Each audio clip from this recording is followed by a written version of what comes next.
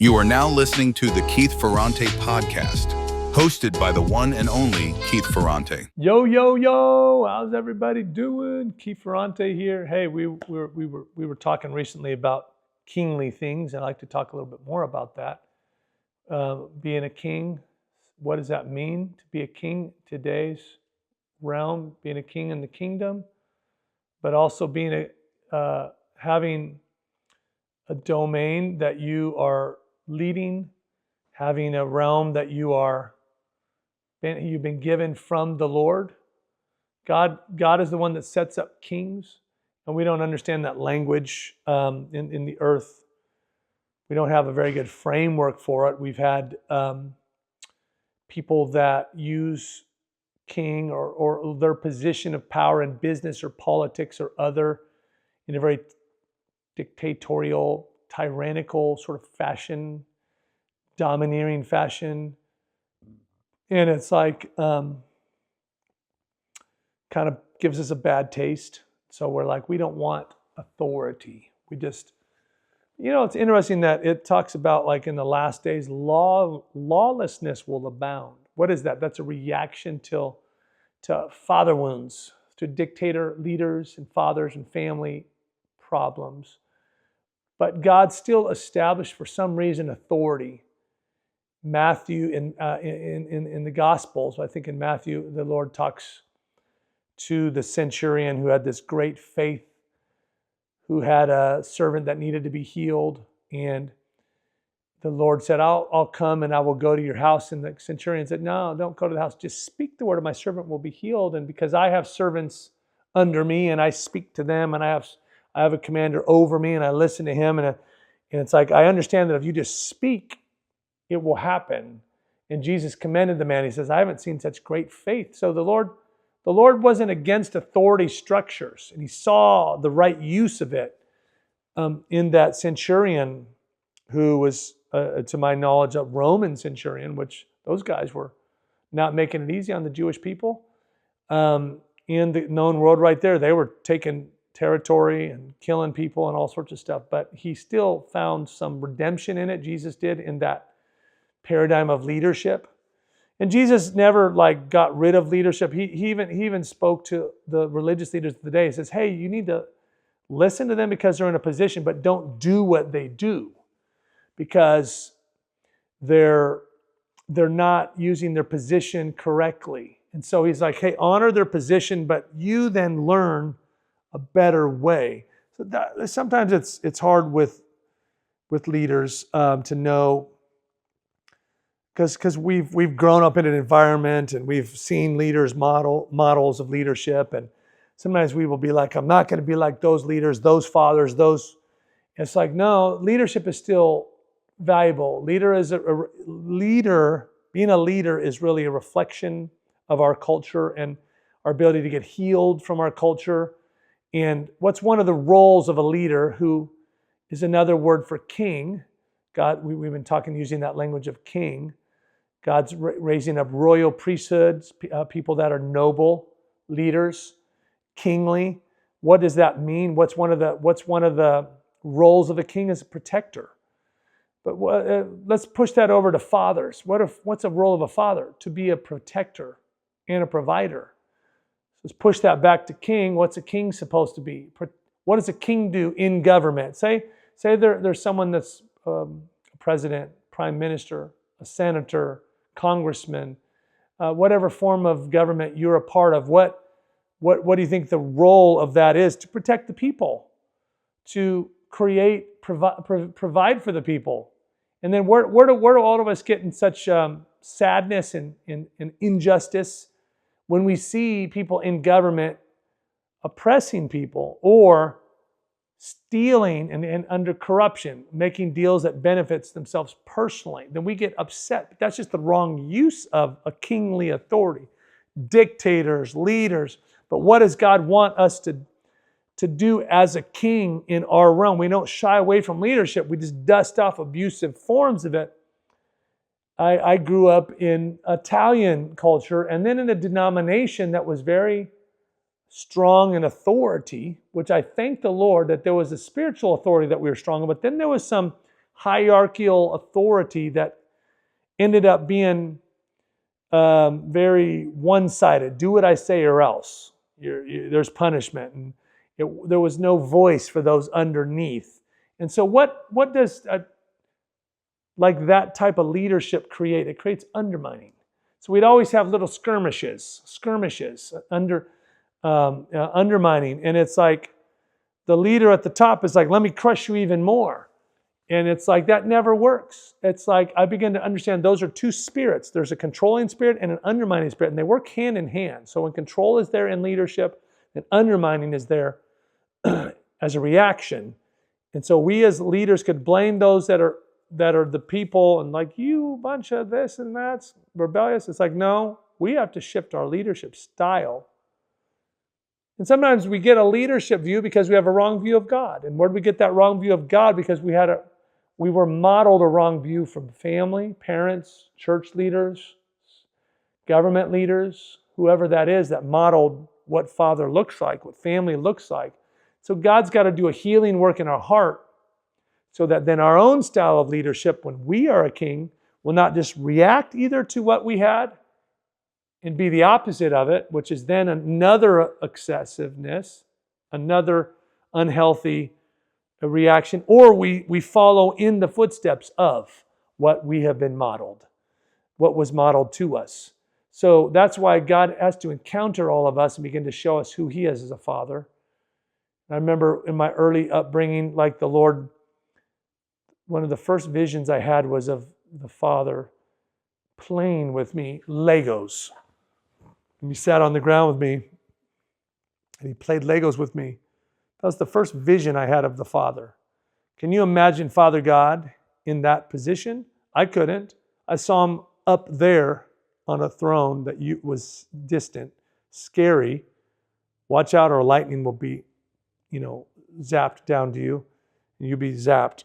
And it's like, no, that's the Father is near and He plays. And then I found places in Scripture where it refers to playing because we think, is that even biblical? Yeah, Proverbs 8 says, wisdom was alongside of, God in the beginning, creating, rejoicing over my people, rejoicing over the world. That word rejoice is to play, to some other, you can check it out, some other language. So you begin to find, oh wow, there is a God that comes down to us and meets with us and is not just all business. That's what I was used to, business. The Father is to be respected, but He is distant. He's never to be, you're never going to see the chill Father. You're never going to see the you're going to always see the regal Father. So the Lord started modeling to me, hey, Keith, you can play. You can be there present. I remember when the Lord started telling me, it's like, hey, I don't want you to be a workhorse 80 hours a week working. I want you to come home and hang out with your kids more. And it's like, well, what am I going to do? What am I going to do? My 4-year-old son, all he wanted to do was play Legos and shoot like slingshots and do little kid things. And now I'm a grown-up. Now I've forgotten that creativity and that fun and what I used to do as a kid. And it's like, yeah, come and start doing that. Start coming down and playing. You need to learn to model what I showed you that I am. The Father shows us something and we model it. And then so God has to kind of rewire us sometimes as a king because we take into our position of authority, of leadership in politics or in business, what was modeled to us in family, in our upbringing, in our styles of leadership that we had modeled to us. And so how does a father protect without being a tyrant? How do you, as a business leader, government leader, someone that's been given a realm of influence, you've been given a realm, how do you do that without being a tyrant? How do you, but still not let enemies in? If you think about the days of bad guys and good guys with swords and spears, and then there was a castle to keep the bad guys out, and there was a gate to let the good guys in. And, you had your fortress and you had, guys with arrows, bow and arrows watching around for enemies to come. And you have like this castle and the people inside that. Well, that's a little bit about what you're doing when you're a king. When you have a domain, a business, a political domain, you have people that you care for, employees, people that are served by what you're doing.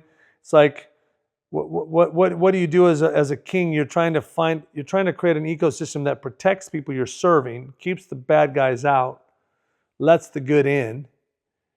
And but how do you do that in a way where we're not using force like in the old days? And sometimes if you're like in a political realm, there is times where you have to use police officers and force and all those kind of things, and you actually have to navigate that. Well, how do you do that in a way that is as loving as possible, but there's a time to enforce. You learn that in family. You learn with your own kids there's times for their protection that you have to be strong because there's something trying to come and take their soul. There's stuff trying to come in through media, through life, through friends, through predators, through people around them, the enemy trying to take people out. So you learn as a parent, like, when do I need to be firm? When do I need to be tender? When do I give my kid a choice? And when do I just say, this is it? It's like when your kid is small and they're running out in the middle of the road, you're not like, okay, let me give you 3 choices. Do you want to get in the road? Out of the road? Do you want to jump? You say, get out of the road, or you grab them and toss them out of the road when a car's coming that's going to kill them. It's like one size does not fit all in leadership. So you learn in family how to govern in an industry that you're in or in a realm that you're in. You learn the best leaders in government and in business have learned from the seed that they need to catch from family, because that's God's original realm to govern from, to rule from. So when God commissioned Adam and Eve, and then he commissioned Noah after the world was flooded, he said, hey, go rule and subdue. Now, to Noah, it was like, hey, you and your sons go rule and subdue the earth. That's a commission for every one of us. That's a kingly rulership.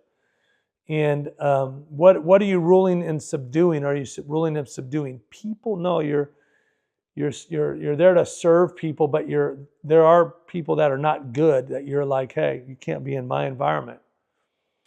I had to learn this when I was young and I was pastoring. And I thought my job was to love everybody. So it's like love to me meant allow anything to happen to me that would happen. Somebody's a really bad person, let's figure out a way to love them. And we can love them, but sometimes you got to love them right out the door.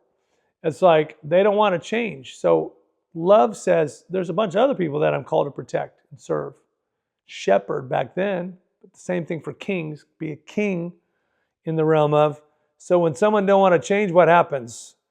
You release the guards and they take that person out. And I had to learn how to do that. So people would come in very, very disruptive, and they did not want to operate in within community values that would be kind to everybody, and within what our culture of our church was operating in. And it's like they would come in and say, hey, I'm here, I'm going to do what I want to do, I ain't listening to you. I said, you know what, you're welcome to leave, or we can call the police. And they would just sit there, I'm not leaving, and they would start disrupting. So I called the police, and the police would come and take them away. And I had to learn that was acceptable. It was the last straw. I wasn't like I wanted to do that, but when you have a realm like business, for instance, when you have a realm of business that you're a king over, people are just going to come in and take your money if you let them. People will come in and take your customers if you let them. People will come in and take advantage of you if you let them. So you create some healthy protocols to protect what you have, or else you will eventually have nothing. You learn these values in your family. These are to protect. And so it's a wonderful journey in the being a king, but I treat it more like God could put a crown on you just because you didn't used to have a crown on you. You used to just be a dad. You used to be a mom. You used to be somebody that just learned to take care of some people. Maybe you grew a small business and then God says, I want to put you over a big business. Now you're going to be a king. Now you're going to have a big domain, or I want to give you a realm in governments. Well, people in government have passed some tests in business. They've learned to govern in business. And people in business have learned to pass some tests in family. You start off with your family business, family, taking care of the family. Then now if we don't follow that healthy protocol and we find our way up, that's where you find a lot of corruption at the top, because people haven't followed God's design for how He wants things to happen. When you're faithful with little, you'll be given much. There's a process where you're trained in a position of royalty before you're given a royalty. Saul was just given a kingly position. He didn't have the training in it. And so Saul became a bad leader. Well, then God was like, let's not do that to the next leader. So He took David, and it took 15 years to train him through battle and hiding from Saul and all this sort of stuff. And He trained him in being a king while he was not given the position of king, so He could put some real humility in him. So then when he was given all power, he would not lead as a dictator. And when David became king, he was loved. And there were times he wasn't perfect, so people tried to subvert his leadership and even his own family. But overall, he got God's heart, and God said, "This is my man. He's kept my heart in His kingship. He didn't lose it. He's a man after my own heart." And so I pray that in whatever realm you're in, whatever realm that you've been governing in, maybe you're there and you're like, man, I'm a little bit of a pushover and people are taking advantage of me and people are taking advantage of my people. It's like time for you to step in and not be afraid that you're going to be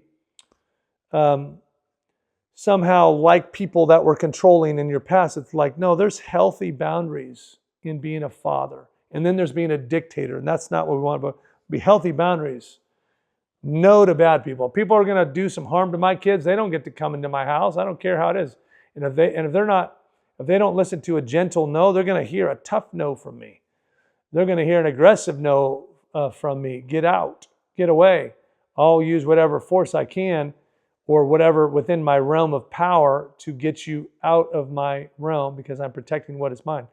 That's what a good father does.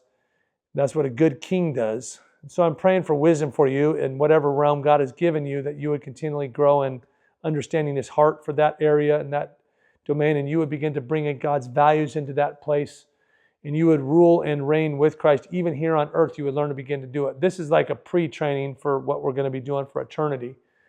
We get to learn how to rule and reign with Him here on earth and care for the people that are around us and expand God's kingdom through the realms that we're in. And so hope this is a blessing to you. Just throwing out some seed about being a king. And if this is a blessing, you want to hear more about it, just let us know. Put some comments in there, or any good questions you want answered, and we will talk to you again soon. Peace.